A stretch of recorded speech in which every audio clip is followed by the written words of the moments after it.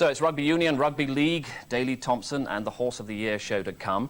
Our priority right now is to get straight to the Royal Albert Hall to join Harry Carpenter for live coverage of Gary Mason against Tyrell BIGGS. Mason about to make his entrance on the biggest night of his heavyweight career so far.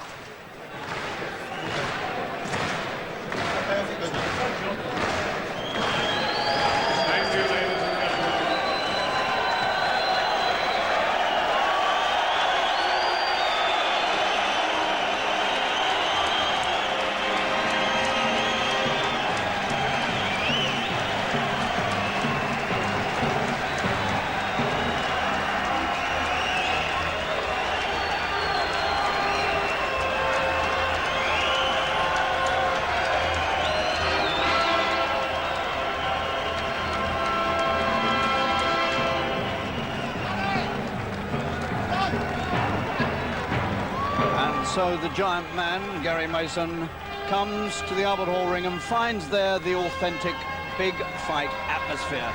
And his opponent, Tyrell BIGGS, has been patiently waiting for him there for some 3 minutes.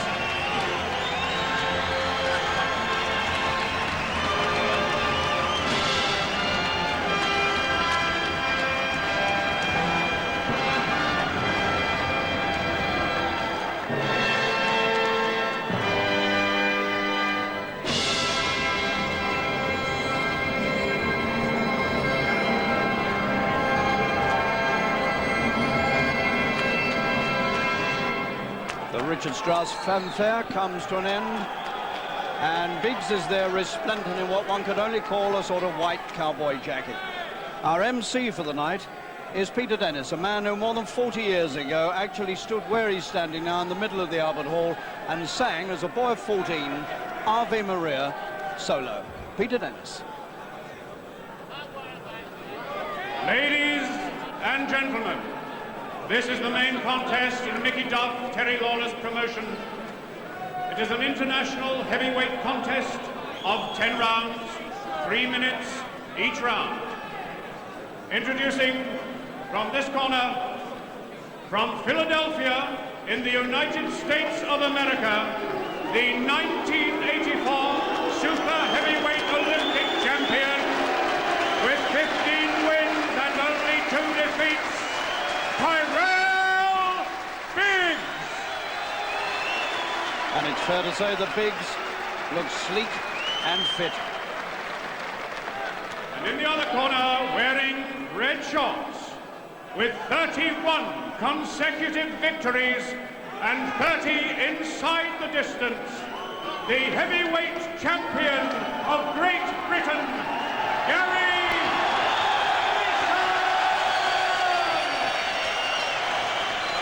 Clear to see that Mason, British heavyweight champion, has already captured the public imagination. At the weigh-in at 12 noon today, BIGGS scaled 16 stone 3.5 pounds. Mason scaled 17 stone 10.5 pounds. Your timekeeper for this contest from Harrow, Peter McCann. And your referee from Hartley in Kent, Larry O'Connell. And O'Connell will bring 2 very big men to the centre of the ring. They weigh 34 stone between them. BIGGS will be conceding exactly 1.5 stone to Gary Mason. It's very much a make or break night for the pair of them. If Mason can't beat BIGGS, then all the great international aspirations are up the spout. And if BIGGS can't beat Mason, then he's on his way out as a big-time boxer.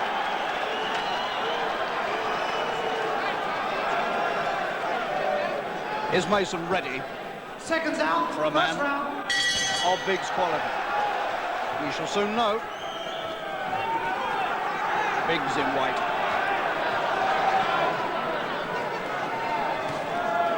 Some 3 to 4 inches taller than Mason, but conceding 1.5 stone. BIGGS is not renowned as a heavy puncher. He's noted for boxing skills. He cuts badly. Both eyes have been cut in fights in the last 3 or 4 years. Mason carries the big dig, and Mason is already going looking for him.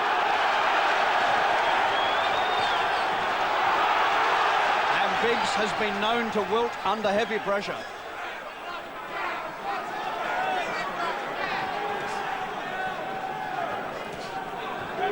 Well, it may be the biggest test of Mason's career, but he's come out looking as though it's just another fight. Biggs will be working behind the long left lead. That's his principal weapon.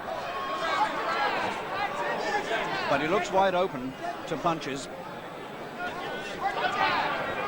And of course, Biggs is a man with a history of drug abuse and alcohol. He's thrown all that off over the years.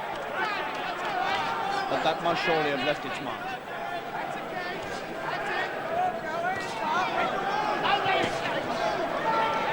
Biggs has had only 2 fights in the last 2 years, and he's lost them both. One to Mike Tyson, and the other to Damiano of Italy.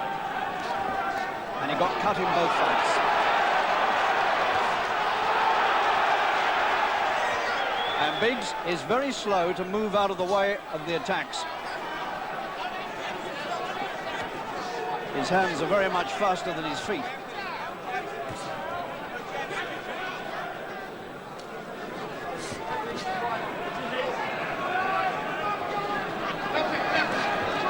And already the poised look that Biggs came into the ring with has disappeared.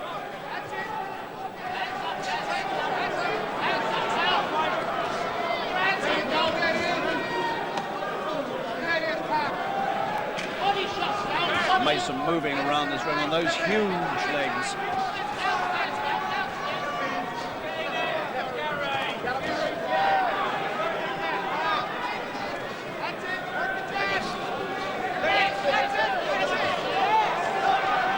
And he mustn't let Biggs get set with the jabs. Biggs confident.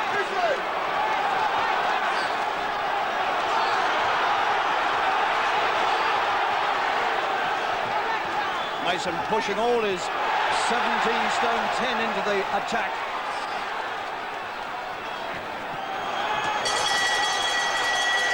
And Mason glares at Biggs as the bell goes. And that was a pretty confident start by the British heavyweight champion. And the Albert Hall is alight with excitement for him. Gary Mason, 26 years old, there's the check. Won all his fights, and look how many he's won inside the distance. But of course, the quality of opposition has not always been quite as classy as it is tonight. But if he does well here tonight, he could be on the way to supplanting Frank Bruno as the #1 heavyweight in Britain, because what nobody knows is whether Frank is going to go soldiering on as a fighter or as a showbiz performer. Tyrell Biggs from Philadelphia, great city for producing good fighters. Joe Frazier came from there. Seconds out, round 2.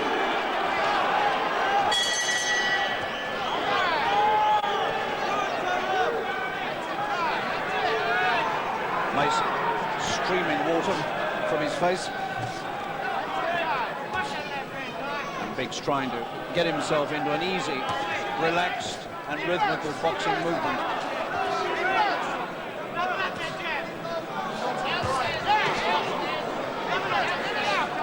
Biggs, of course, was the Olympic super heavyweight champion in Los Angeles in 1984.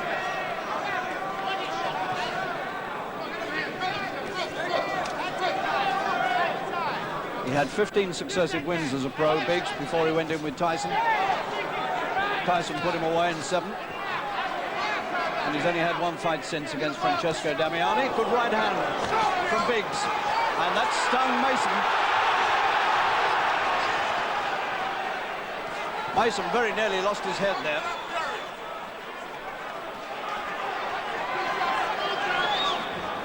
Mason frowning, scowling with concentration.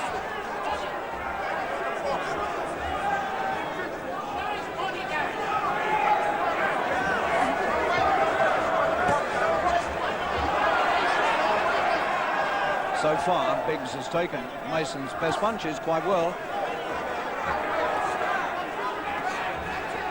But he has been known to go under when the pressure gets really hot.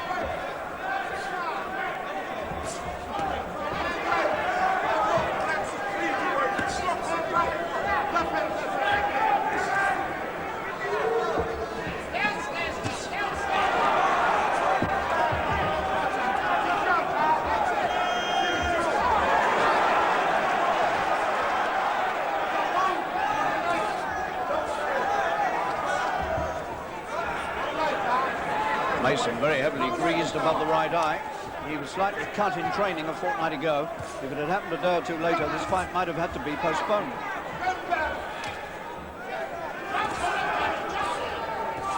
And the left jab of Biggs is beginning to find Mason's face.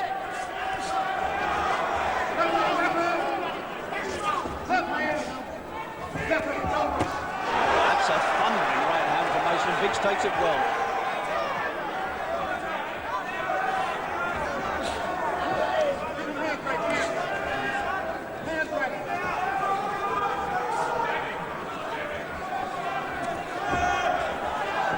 Seems clear enough that Mason came out believing he had the power to sweep Biggs away.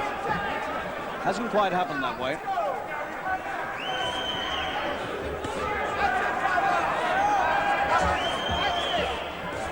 Of the two men, though, Biggs is the one breathing hard. 6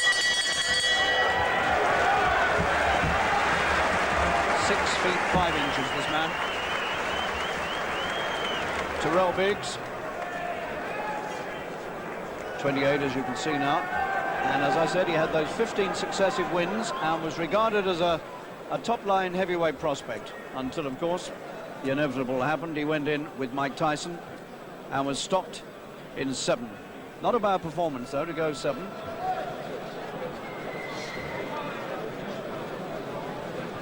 Well, there was one useful right hand from the American here that shook Mason. There it was. And that stung Gary into an onslaught of action.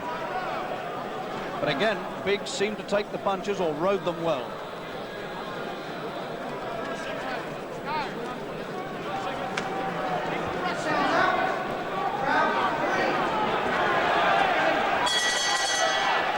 Both men's faces heavily greased.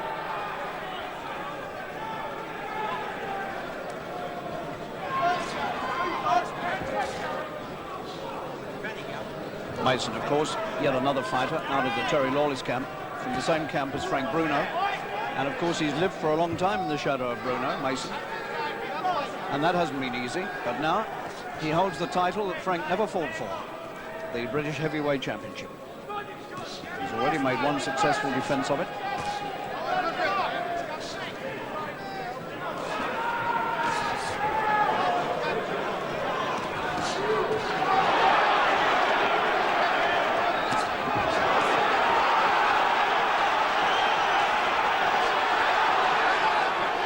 And when Biggs is hurt, he looks most dangerous. And at the moment, the long left lead of Biggs is still doing its work. Keeping Mason at arm's length where he needs to have him.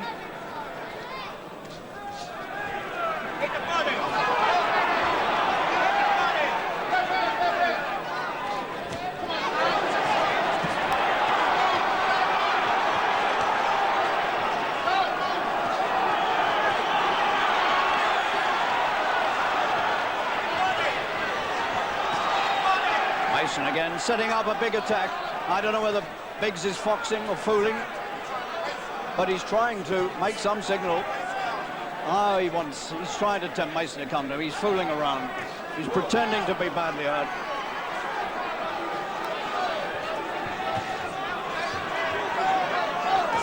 Biggs fighting open mouth. He's been breathing hard now for 2 rounds.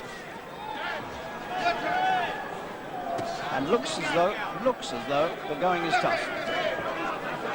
How much of that is real, how much is put on, I'm not sure.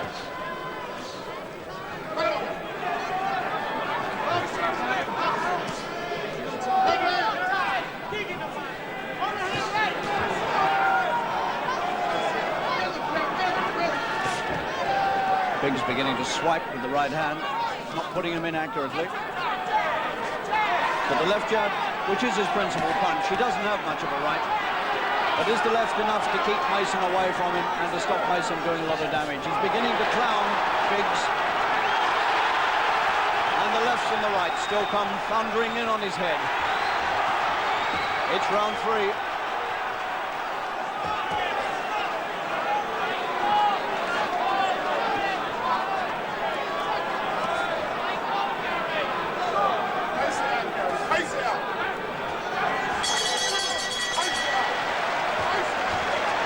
Well, that was some round, and there were moments in it when Biggs, I think it was fooling, or maybe he was hurt and trying to convince Mason he wasn't hurt. It's all very difficult to say. But suddenly the professional edge went off Biggs' fighting, and he began to clown. And that's usually a sign that a man is in a bit of trouble. Frank Black on the left, Terry Lawless in the middle, and over on the right-hand side, George Francis. A terrible trio, but what a succession of champions they bring to the ring.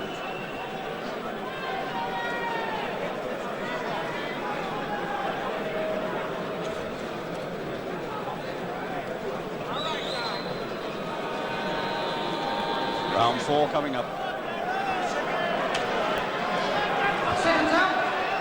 Number 2, Tyrell.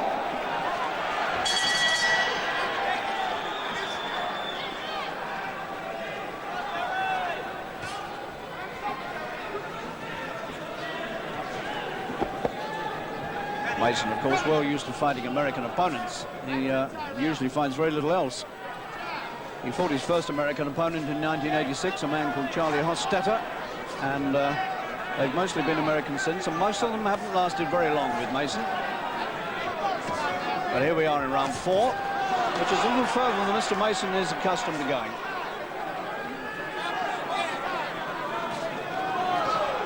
Biggs starting the round confidently again behind the long left jab. Mason's got to find a way inside that. Might just have to step the pace up a little.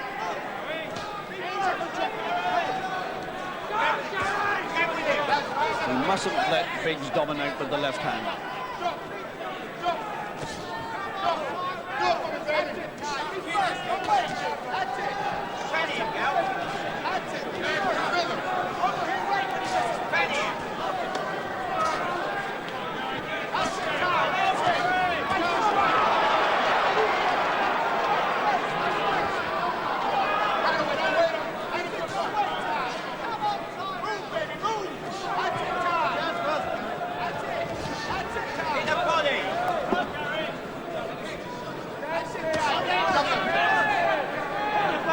Mason has eased off his work, and he's allowing Biggs to settle down behind the left.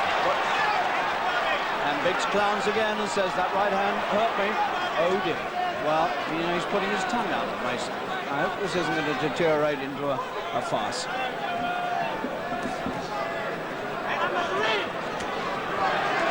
One or two hefty punches from Mason will stop all that.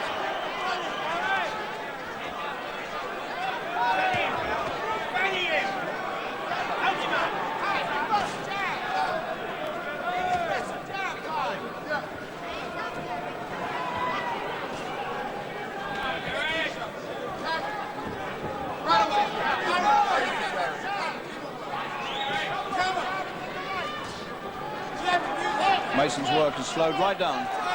Hardly throwing a punch now. Either he's taking a breather or he doesn't quite know what to do.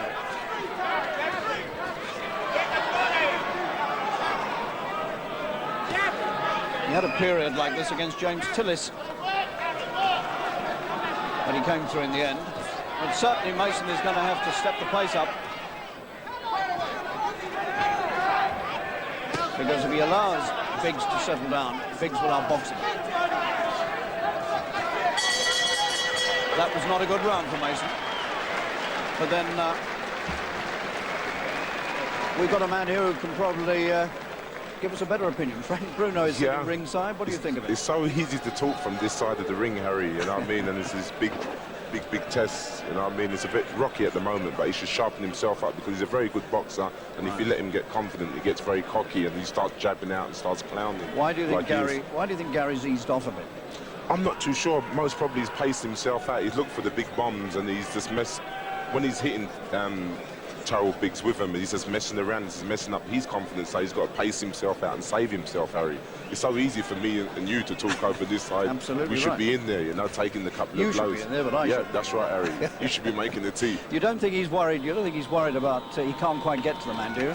No, he's a slippery customer. I hope he gets to him pretty shortly, Harry. Thank Nice you, Greg. speaking to you.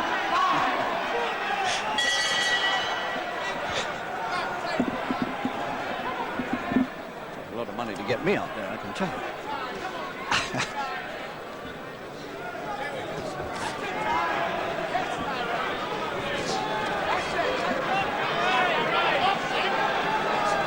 Well, you heard what the big man said. Mason's got to step it up a bit.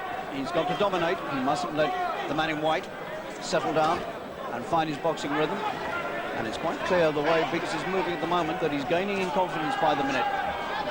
It's not BIGGS' first appearance in this country by any means, actually. He first came here way back in 1981 as an amateur and boxed in Gloucester for the United States against England. And he beat a man called Adrian Elliott, who, strangely enough, has since become a professional stablemate of both Mason and Bruno. And then he was here again in 1986 at the Alexandra Pavilion in London, and he boxed his fellow American, Robert Evans. Well, BIGGS stopped him in 5 rounds, but he wasn't very impressive. In fact, neither man was. So, this is a little more impressive showing from BIGGS than on that night.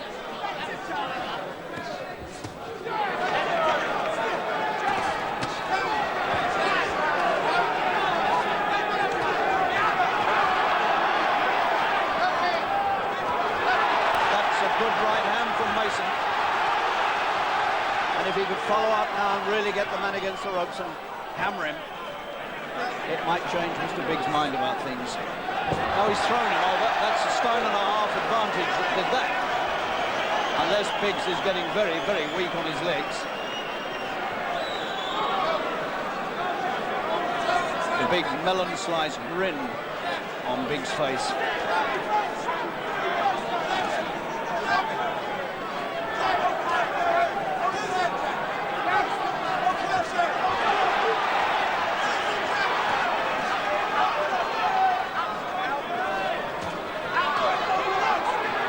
Interesting, you see, that punches that would have put a lot of inferior opponents away are bouncing off BIGGS' head. He's taken Tyson's punches, but he's in trouble now.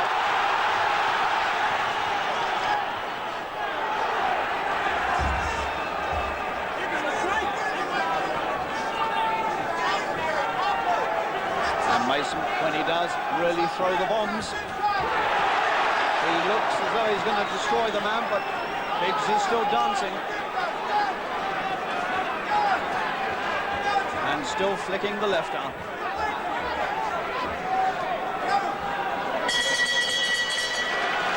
And BIGGS was very glad to break it off.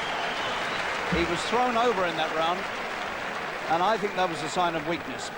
And he looked very, very glad to get away from Mason at the end. He's trying his best to conceal it, but he took 1 or 2 unsteady steps back to the seat.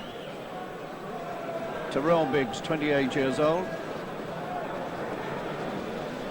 who's managed by a woman. He wasn't in his early days, but he's had some managerial disputes. And a lady called Leslie Roncari from Windsor Locks, Connecticut, who's a racehorse owner and breeder, is now his manager. She's not in his corner, but she's sitting there somewhere near him.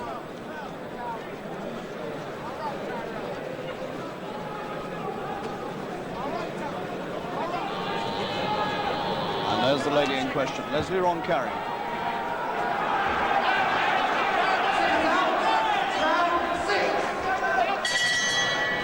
Well, this might be the moment for Mason to go all out.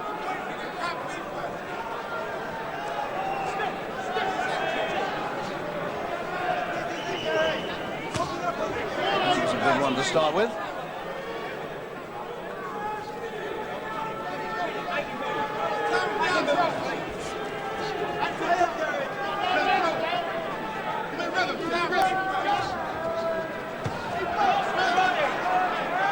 Biggs now is relying very much on a bit of talent and a lot of kidology.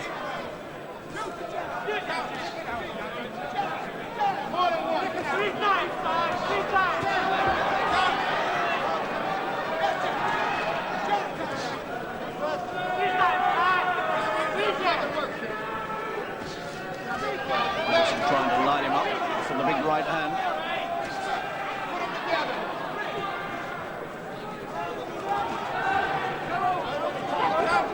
Mason won his British title against Hugh Roy Curry with big right hands, and he defended it against Jess Hardy and finished that with a good right.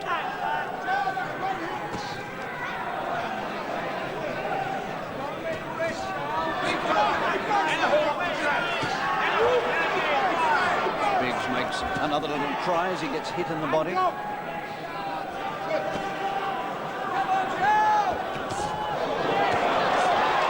Suddenly opens up with two hands, Biggs, and Mason really mustn't allow him to do that.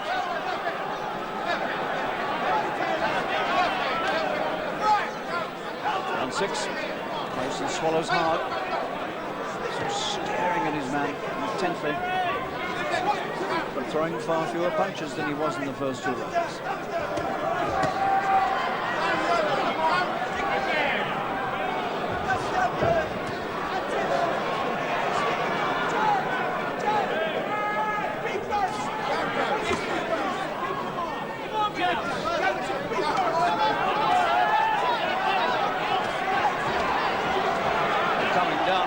Point.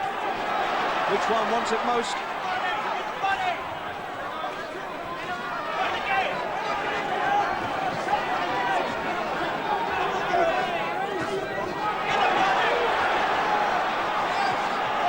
Mason needs to get through with a lot of big rights,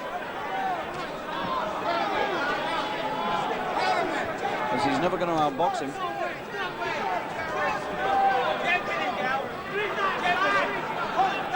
Power simply has to overcome skill here if Mason is to win.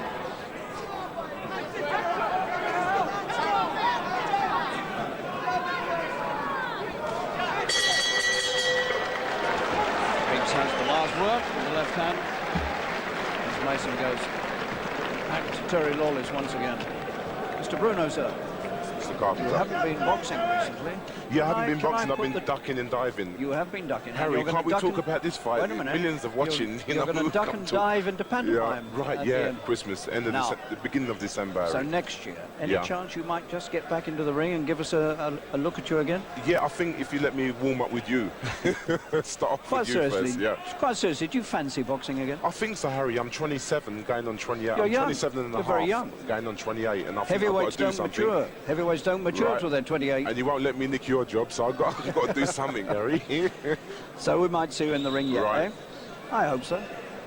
Thank you very much. Exclusive, Harry.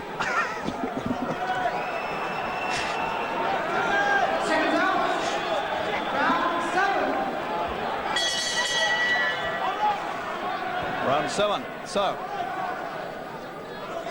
we're quite a long way into this fight now. 4 rounds to go, including this one. This is the round that Tyson put him away. So the little ambition, if it was there, of doing it faster than Mike Tyson, that's no longer available.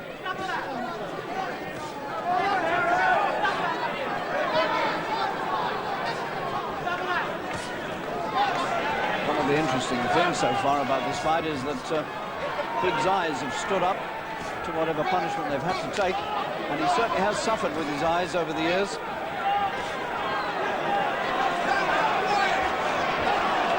Mason really has got to step it up. He's getting more and more lethargic. And Biggs at this moment looks far the livelier of the two.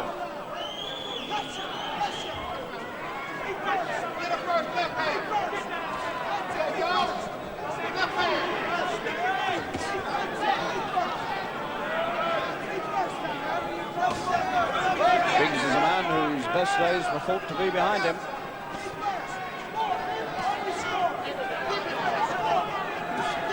But at this moment, Mason is by no means certain to win this.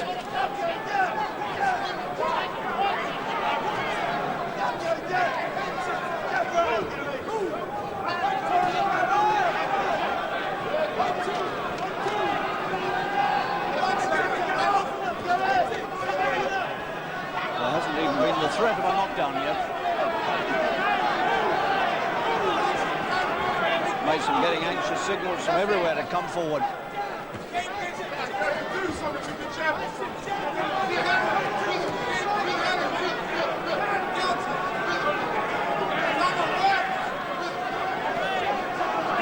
Mason's beginning to look as though he's sold out.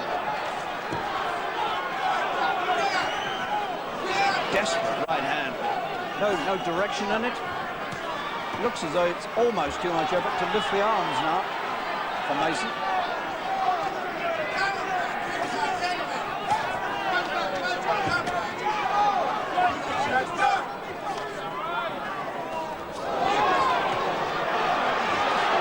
Mason's got to get close to him. He's got to keep him trapped where he is and work on him. But I don't think Mason can put too many punches together consecutively now.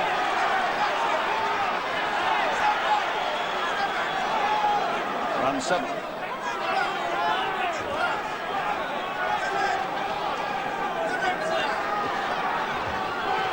It's all about determination and who's going to stick with it. Oh, he's got him with a right hand.